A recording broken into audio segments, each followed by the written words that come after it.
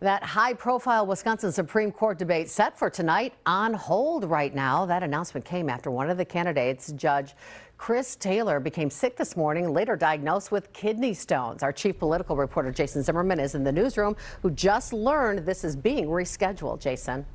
Cami, that's right. Just minutes ago, that debate was rescheduled for Thursday, April 2nd, airing on Milwaukee's WISN TV. It was previously set to air tonight at 7 o'clock. The race between liberal Judge Chris Taylor and conservative Judge Maria Lazar is now less than 2 weeks away. Unlike previous races for the state Supreme Court, this one hasn't received as much attention because the outcome will not tilt the court's balance, which liberals control right now by just one vote. The winner will replace a retiring conservative justice.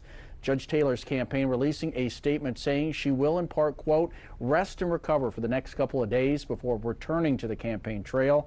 Judge Taylor will soon launch a statewide tour to meet voters across Wisconsin, and we are committed to rescheduling today's debate next week on a date that works for WISN, debate partners, and our opponent's campaign.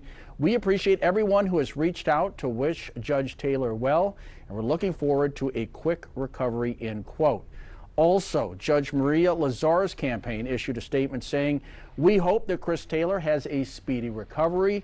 We look forward to a robust debate as soon as possible. The voters of the state deserve to hear from both candidates, end quote.